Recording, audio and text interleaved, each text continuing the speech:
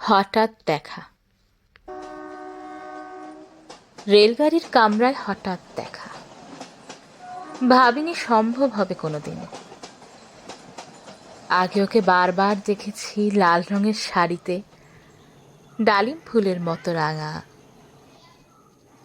আজ পরেছে কালো রেশমের কাপড়, আঁচল তুলেছে মাথায় দোলন চাপার মতো চিকন গোর মুখখানি ঘিরে। মনে হলো কালো রঙ একটা গভীর দূরত্ব ঘনিয়ে নিয়েছে নিজের চারদিকে, যে দূরত্ব সর্ষে ক্ষেতের শেষ সীমানায়, শালবনের নীলাঞ্জনে। থমকে গেল আমার সমস্ত মনটা। চেনা লোককে দেখলেন অচেনার গাম্ভীর্য। হঠাৎ খবরের কাগজ ফেলে দিয়ে আমাকে করলে নমস্কার। সমাজবিধির পদ গেল খুলে, আলাপ করলেন শুরু।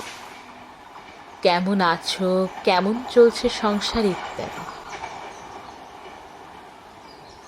সে রইল জানালার বাইরের দিকে চেয়ে, যেন কাছের দিনের ছোঁয়াচ পার হওয়া চাহনিতে। দিলে অত্যন্ত ছোট দুটো একটা জবাব, কোনোটা বা দিলেই না। বুঝিয়ে দিলে হাতের অস্থিরতায় কেন এসব কথা। আমি ছিলাম অন্য বেঞ্চিতে ওর সাথীদের সঙ্গে। একসময় আঙ্গুল নেড়ে জানালে কাছে আসতে। মনে হলো কম সাহস নয়, বসলুম ওর এক বেঞ্চিতে। গাড়ির আওয়াজের আড়ালে বললে মৃদুস্বরে, কিছু মনে করো না। সময় কোথা সময় নষ্ট করবার। আমাকে নামতে হবে পরের স্টেশনে, দূরে যাবে তুমি, দেখা হবে না আর কোনোদিন। তাই যে প্রশ্নটার জবাব এতকাল থেমে আছে, শুনবো তোমার মুখে।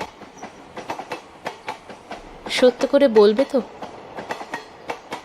আমি বললাম, বলবো। বাইরের আকাশের দিকে তাকিয়ে শুধলো, আমাদের গেছে যেদিন, একেবারেই কি গেছে? কিছুই কি নেই বাকি?